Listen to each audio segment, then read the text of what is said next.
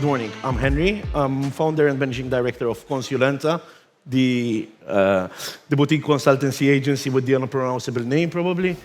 And we are here to discuss the 2022, the year of the World Cup. Thank you for joining us. And I would like to start here to introduce our panel today. We start with Anastasiya. Anastasiya? Hello, everyone. My name is Anastasiya Kazakova. I'm Chief Commercial Officer at RichAds. So we are the network that provides traffic for different offers. And betting is one of our main offers that are out there right now. We work with push, pop, in-page, direct click, and calendar traffic. And yeah, today I'm going to tell you about that. And we're going to talk about that. Should we go with Chris? Good morning. Thanks everyone for being here. I represent Betby. I'm taking care of the commercial department. We are a sports betting software provider. We work worldwide. So this is actually the busiest week for us, a few days before the World Cup, and we are really looking forward to it. Very good. Should we go? Pavel? Yeah, guys, pleasure to meet you all. So basically, we are now doing consultancy business. Previously, I was launching sports books, different international brands. I was doing this operational side of this business, risk management, and so on. So we'll be glad to answer any questions. Thank you. Go with Tuomas. Yes, good morning. My name is Tuomas Kanervala, CEO of Accuscore. We do sports predictions, content related to it, and in US market we work with our parent company Odyssey. That's the second biggest radio station owner in the US. Very good.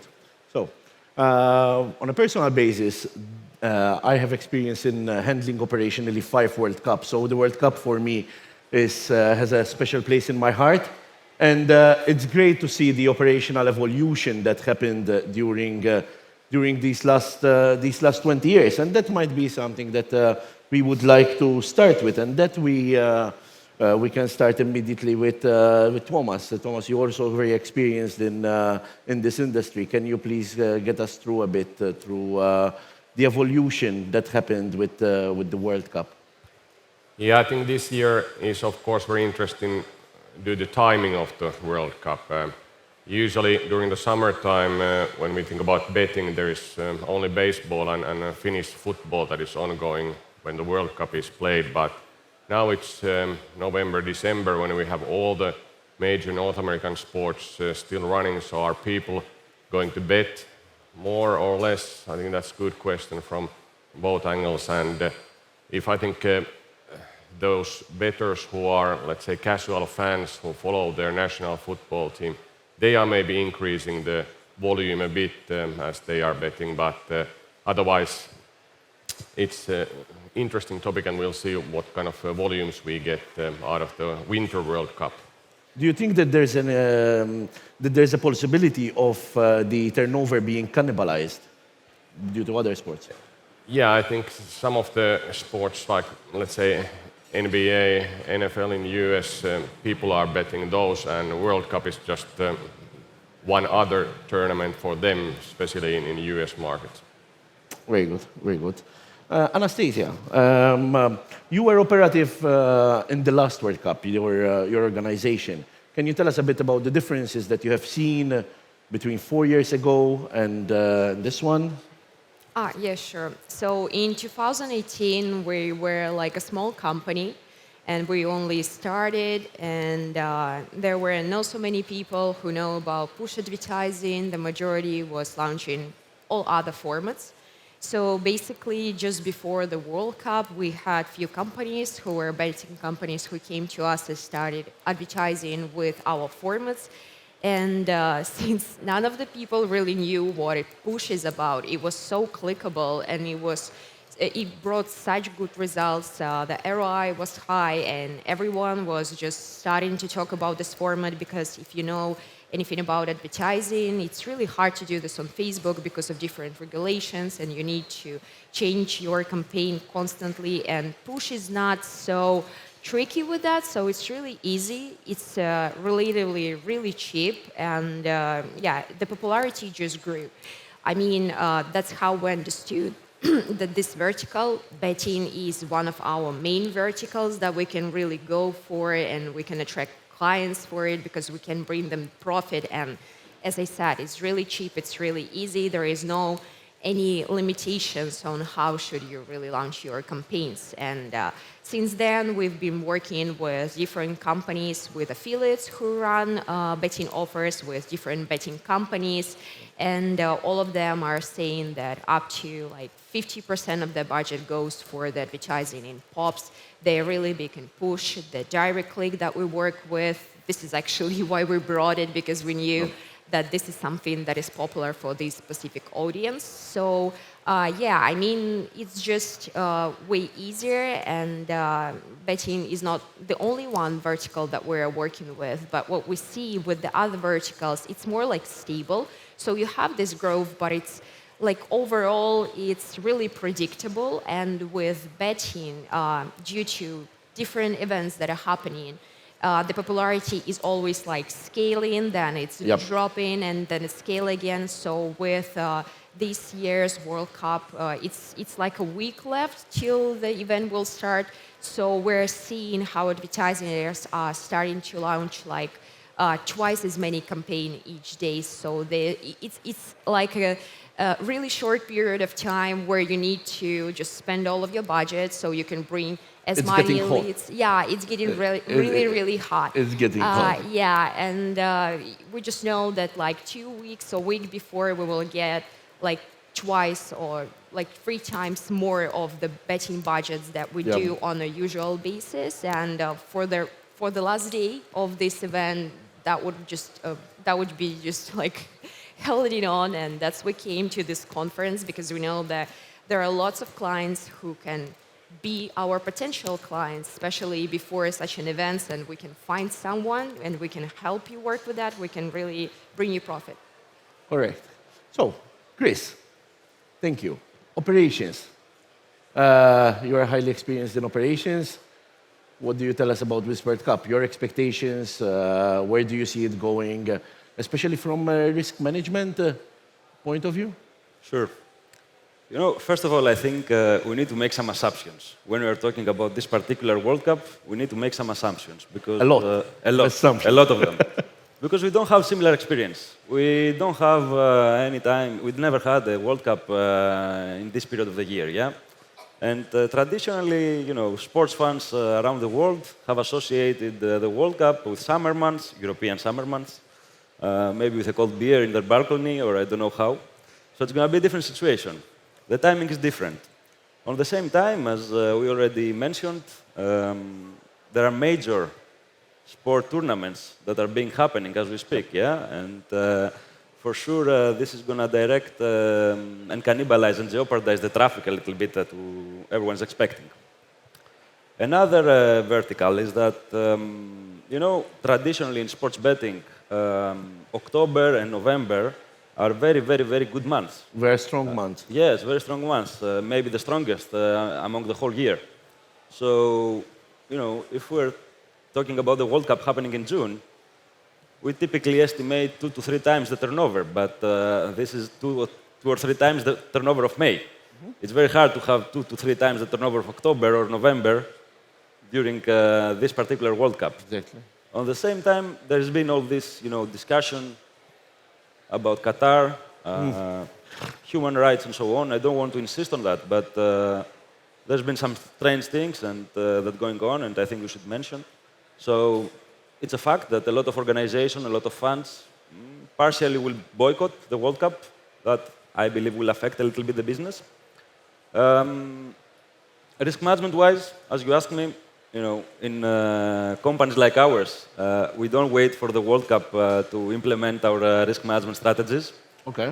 Because that would mean that during all the other time of the year, we would be in a big minus. So our risk management strategies and policies and tools have been operational, are operational all the time. And during the World Cup, we for sure need to make sure that we keep an extra eye We're implementing some special processes. Our trading team is 24/7 on top. We for sure expect a lot of traffic, but in reality, World Cup is not a time for abusers to come in. In World Cup, we are expecting a lot of recreational bettors. Yep. The abusers have better times to come and try to bet. Great. Pavel, what do you think about how the time zones and how the time zones will affect the turnover in this World Cup? Actually, this is a good question, and I was thinking a lot about it. But the time zone is actually good because all these games they will be played in the evening time in Qatar. So it is basically 11, 10 o'clock, which equals to 7, 8 o'clock in the evening in Europe. Yep. So basically no effect here. But for all these Asian countries, they will watch it as they were usually watching it in previous times.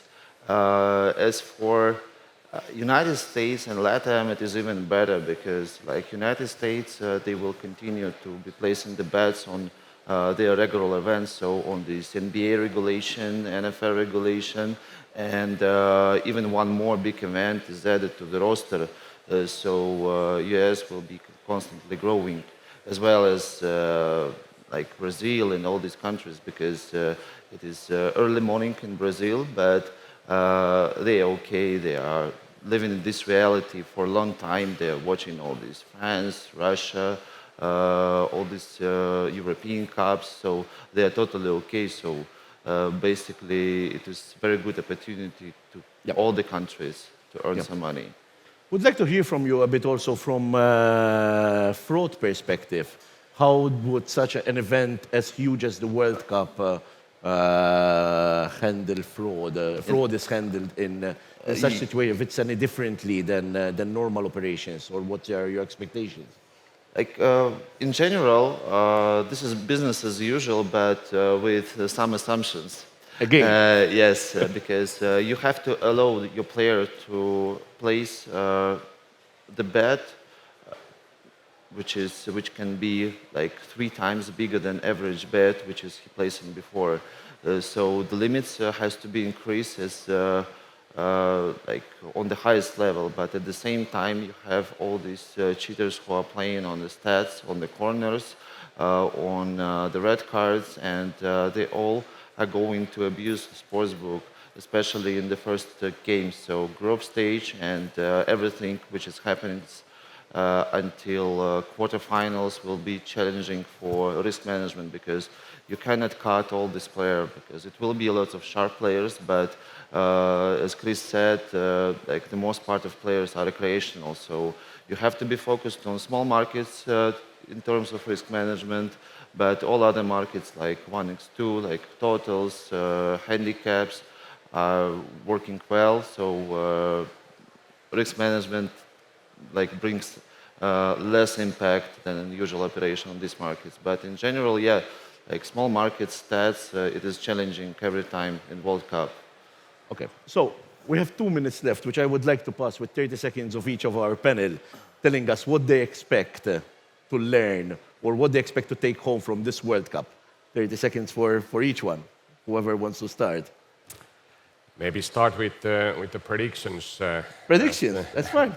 Who is going to win, but how we see that now the top 8, top 10 teams are very, very equal, so we are expecting that there might be, of course, some surprises in World Cup like there is always, but still Brazil is going to win against France in the final. Okay, all right, Anastasiya? Yeah, we're just expecting new geos to be open. We see how Brazil is growing just a whole Latin America region, and we expect for direct click traffic to really grow during this tournament, and just see how it goes. I believe that that would be the hottest 2 months of the year for us. Great. Chris? As a bookmaker, I would like the outsider to win. As a fan, I traditionally support Brazil, but in this case, we are exposed a lot in Brazil. We have a lot of traffic from there, so I just hope Brazil won't win. Don't take me wrong. always support the book. Always. Yeah, I expect increasing volumes of everything, like new players, revenue, and I hope that the final game will be not so predictable as last time, because last time all bookies they've lost lots of money on a few last rounds. So hopefully this year will be more interesting. That's great. We're on time. I want to thank everybody for giving us the time to discuss this very interesting subject. And hope to see you around. Thank you very much. And thanks especially to our panel and SiGMA for hosting us. Thank you very much.